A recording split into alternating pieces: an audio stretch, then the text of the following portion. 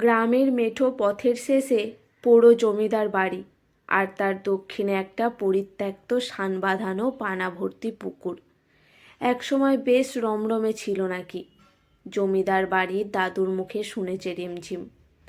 ওরাই নাকি এই জমিদারের বংশধর। যদিও রিমঝিমের বেশ ভয় ভয় লাগে এই জমিদার বাড়িটা দেখলে। সারা বাড়ি জুড়ে বাদুড় আর চামচিকের বসা, জায়গায় জায়গায় ফাটল থেকে বেড়ে উঠেছে বট, অসত্য আর পাকুড় গাছ। এইখানেই তো আসতে বলেছিল সোমনাথ, কিন্তু বিকাল গড়িয়ে যে সন্ধ্যা হতে চলল, তার তো দেখাই নেই। টিপটিপ করে বেশ খানিকটা বৃষ্টি হয়ে গেছে। রিমঝিম চুপচাপ বসে ভিজছে। একদল ছাতারে ঝগড়া জুড়েছে গাছের ডালে বসে। রিমঝিমের হাতে নারকেলের নাড়ুতে মোটা কাগজটা বেশ খানিকটা ভিজে গেছে। আকাশে আজ ভালোই মেঘ জমেছে। বেশ এক পশলা বৃষ্টি হবে মনে হচ্ছে। ঘন্টার পর ঘন্টা কেটে গেল, সোমনাথ এলো না। অভিমানে চোখে জল এলো রিমঝিমের। তবে কি সোমনাথ ভুলে গেছে আজ ওদের দেখা করার কথা ছিল? সন্ধে হতেই গা ছমছম করতে লাগলো রিমঝিমের। নিস্তব্ধতায় বাদুড় আর চামচিকের ডাক স্পষ্ট হলো। ভয়ে ভয়ে রিমঝিম বাড়ির পথ ধরল। বাড়ি পৌঁছানোর আগে শুরু হলো মুষলধারে বৃষ্টি। রাগে দুঃখে সোমনাথের জন্য আনা হাতের মধ্যে গলে যাওয়া নারকেল নাড়ুকটা ছুঁড়ে ফেলল রিমঝিম। বাড়ি ফিরতেই রিমঝিম সম্মুখীন হলো নানা প্রশ্নের। যাই হোক, একটা উত্তর দিয়েই রিমঝিম চলে গেল নিজের ঘরে। চোখ দুটো লাল হয়ে গেছে কেঁদে কেঁদে। তার বেস্ট ফ্রেন্ডও তাকে ভুলে গেল। রিমঝিমের তো ওই একটাই বন্ধু যে প্রতি মুহূর্তে সাথে থাকে ওর। বইয়ের ভাঁজ থেকে রিমঝিম বান করল সোমনাথের লেখা শেষ চিঠিটা। তোকে অনেক কিছু বলার আছে রিমঝিম।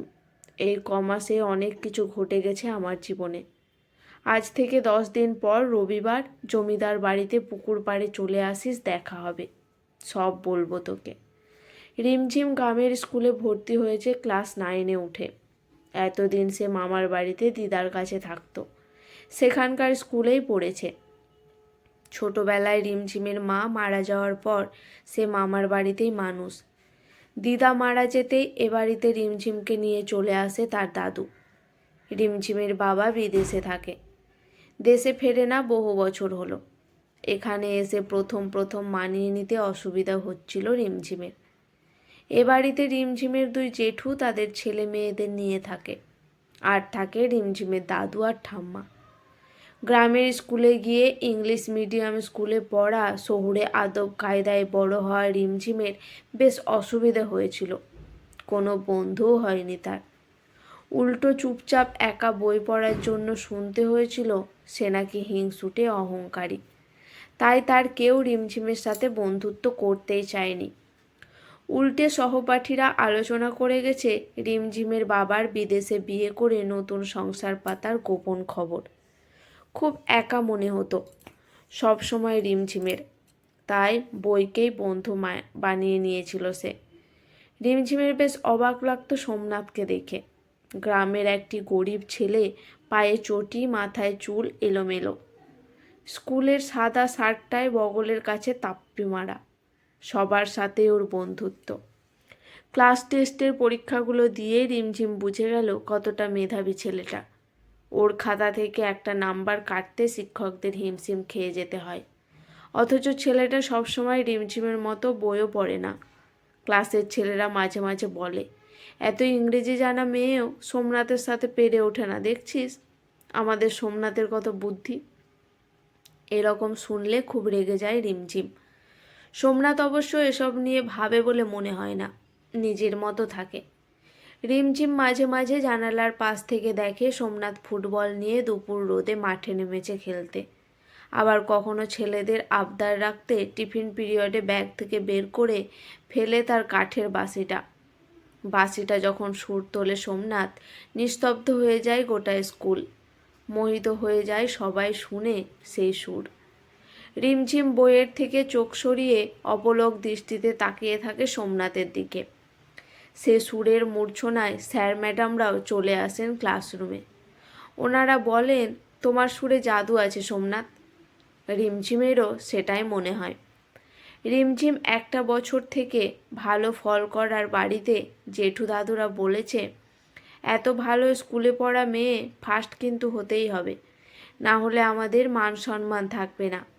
সারা স্কুল জুড়ে মূল আলোচ্য বিষয়, সোমনাথের থেকে বেশি নাম্বার কি পেতে পারবে রিমঝিম? এসব নিয়ে খুব চিন্তিত ছিল রিমঝিম। একটা গেঁয়ো ছেলের কাছে কখনোই হার মানতে চায় না সে।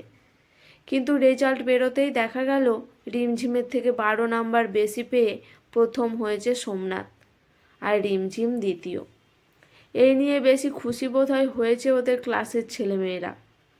খুশিটা সোমনাথ প্রথম হয়েছে বলে যতটা বেশি হয়েছে, তার থেকে বেশি হয়েছে রিমঝিম প্রথম হতে পারেনি বলে। রিমঝিম বোঝে না ওদের কিসের এত রাগ ওকে নিয়ে। স্কুল ছুটির পর বাড়ি ফেরেনি রিমঝিম, চলে গেছে সেই পোড়া বাড়ির পুকুর পাড়ে। অঝোরে কেঁদে চলেছে সে। বিকেল গড়িয়ে সন্ধে হয়, হঠাৎ পেছন থেকে কে যেন বলে, রিমঝিম, এখানে কি করছিস তুই? চমকে উঠে রিমঝিম দেখল সামনে দাঁড়িয়ে আছে তার প্রতিদ্বন্দ্বী সোমনাথ। রিমঝিমকে দেখে সোমনাথ বলল, আমার চেয়ে কম পেয়েছিস বলে তুই বাড়ি না গিয়ে এখানে বসে কাঁদছিস? কি বোকা মেয়ে রে তুই! শোন রিমঝিম, তুই তো চেষ্টা করেছিস, সব সময় পড়েছিস। এখন তোকে দেখতে হবে কোন কোন ভুলের জন্য তোর নাম্বার কমেছে, তারপর সেই জিনিসগুলোর ওপর জোর দিতে হবে। রিমঝিম বলে উঠল, তুই তো ফার্স্ট হয়েছিস, তুই তো এসব বলবি? তোকে তো আর কেউ বকাবকি করবে না। সোমনাথ হেসে বলল, আমি ফার্স্ট হই বা লাস্ট, কিছুই বলবে না বাড়িতে। রিমঝিম অবাক হয়ে বলল, মানে? মানে আবার কি? গরিবের পেট দুবেলা দুমুঠো ভাত চায়, ফার্স্ট লাস্ট বোঝে না, বুঝলি? রিমঝিম বলল, তোর অনেক মেধা, তুই একদিন অনেক বড় মাপের মানুষ হবি। সোমনাথ হেসে বলল, ধুর, বাড়ি যা, সন্ধ্যা হয়েছে। জানিস, তোকে একা একা কোণে বসে থাকতে দেখে অনেকবার মনে হয়েছে বন্ধুত্ব করি, কিন্তু আমাকে দেখলেই তুই যা রেগে যাস, ভয়ে আর সাহস পাইনি। রিমঝিম বলল, মোটেই আমি রাগি না, তোকে দেখে সবাই আমাকে কত কথা শোনায় তার জন্য রেগে যায়। ছোট থেকে বাবা মাকে পাইনি, আর এখন এই স্কুলে একজন বন্ধুও হতে চায়নি আমার। আচ্ছা সোমনাথ, তুই সত্যি আমার বন্ধু হবি? সোমনাথ হেসে বলল, হতে পারি, তবে যে সে বন্ধু নয়, একেবারে বেস্ট ফ্রেন্ড। সেদিন রিমঝিমকে বাড়ির পথে এগিয়ে দিয়ে সোমনাথ ছুটেছিল মাঠে গরু আনতে। সেদিন বাড়ি ফিরে একটু মনটাও খারাপ হয়নি। কম নাম্বার পেয়েও রিমঝিমের কারণ ও একজন বন্ধু পেয়ে গেছিল। এরপর থেকে সারা স্কুল জেনে গেল সোমনাথ আর রিমঝিম বেস্ট ফ্রেন্ড। ওরা একসাথে খায়, একসাথে পড়ে। রিমঝিম নিজের রেফারেন্স বই দিয়ে দেয় সোমনাথকে, আর পড়ার কোনো অসুবিধে হলে সোমনাথ রিমঝিমকে খুব সুন্দরভাবে বুঝিয়ে দেয়। একটা ছেলে আর মেয়ের এরকম বন্ধুত্ব অনেকেই ভালো চোখে দেখে না, কিন্তু এ নিয়ে মাথা ঘামায় না ওরা। সামনে ওদের মাধ্যমিক পরীক্ষা, ওদের দুজনকেই ভালো ফল করতে হবে, এই লক্ষ্য নিয়ে এগিয়ে যায় ওরা। মাঝে মাঝে সোমনাথ পকেটে করে নিয়ে আসে গাছ থেকে কুড়োনো আম বা পেয়ারা, আর রিমঝিম নিয়ে আসে নারকেল নাড়ু, মিষ্টি এসব। টেস্ট পরীক্ষাতে দুজনে খুব ভালো রেজাল্ট করলো, দুজনেই খুশি। রিমঝিম বলে, আমি কলেজে অনেক পড়ব, তারপর টিচার হব। তুই কি হবি? প্রশ্নটা শুনে উদাস হয়ে তাকিয়ে থাকে সোমনাথ, কোনো উত্তর দেয় না। মাধ্যমিক পরীক্ষার 2 মাস আগে থেকেই যোগাযোগ বন্ধ হয়ে যায় দুই বন্ধুর। মন খারাপ করে একা একা বসে থাকে রিমঝিম। অনেক কষ্টে খোঁজ জোগাড় করে সে।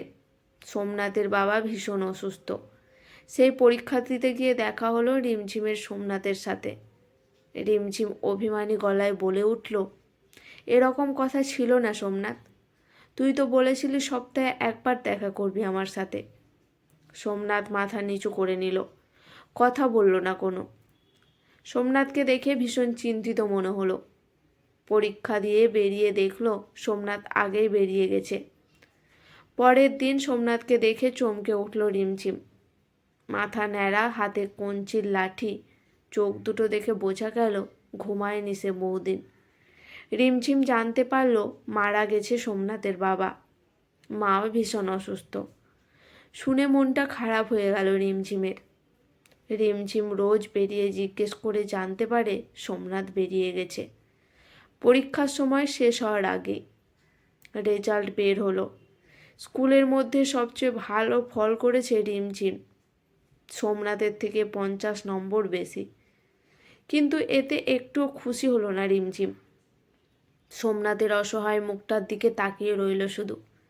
সোমনাথের থেকে শুধু পেল একটা চিঠি, কিন্তু চিঠিতে পাওয়া দিন আর সময়ে ঘন্টার পর ঘন্টা অপেক্ষা করলো ওদের দেখা করার প্রিয় জায়গাটায়। কিন্তু সোমনাথ এলো না। বহু বছর কেটে গেছে, কিন্তু রিমঝিম কখনো ভুলতে পারেনি তার বেস্ট ফ্রেন্ড সোমনাথের কথা। রিমঝিম এখন একটা গ্রামের স্কুলের প্রধান শিক্ষিকা। নতুন জয়েনিং হওয়ার পর গ্রামের স্কুলের অনেক পরিবর্তন আনলো রিমঝিম। রোজ নিজের বাড়ি থেকে যাতায়াত করে রিমঝিম। ওর স্বামী শিক্ষক, একটা 6 বছরের ছেলেও আছে ওদের। সেবার স্কুলে যাওয়ার পথে রিক্সাওয়ালার মুখের দিকে তাকিয়ে চমকে উঠল রিমঝিম। সোমনাথ, তুই কোথায় ছিলিস এতদিন? জানিস কত খুঁজেছি তোকে আমি। সোমনাথ মাথা নিচু করে বলল, বাবা মা মারা গেল, আমি অনাথ হলাম। ভেবেছিলাম তোর সাথে দেখা করবই, কিন্তু হলো না। বাড়ি থেকে কাজে পাঠিয়ে দিল আমায়। ওই বয়স থেকেই খেটে ইনকাম করতে শুরু করলাম। চলে এলাম এই গ্রামে আমার বিধবা পিসির কাছে। পিসি বিয়ে দিল একটা মেয়ে আমার। তোর স্কুলে ক্লাস 5-এ ভর্তি করিয়েছি, একটু দেখিস ওকে। আমার তো স্বপ্ন ছিল অনেক লেখাপড়া শেখার, পারিনি সেটা, কিন্তু ওকে আমি অনেক পড়াবো। রিমঝিম চোখের জল মুছে বলল, তোর মেয়ে পড়বে, তুইও পড়বি সোমনাথ। আমার বান্ধবীর স্কুলের ডিস্টেন্স থেকে উচ্চ মাধ্যমিক দিবি, তুই তারপর কলেজে ভর্তি হবি। কাজ করার সাথে সাথে পড়াশোনা চালিয়ে যাবি তুই। এতদিন পর আমি আমার বেস্ট ফ্রেন্ডকে খুঁজে পেয়েছি, আর আমি তোকে অন্ধকার দুঃখে ভরা জীবন থাকতে দেব না। 2 বেস্ট ফ্রেন্ড, একজন প্রধান শিক্ষিকা আর একজন রিক্সাওয়ালা।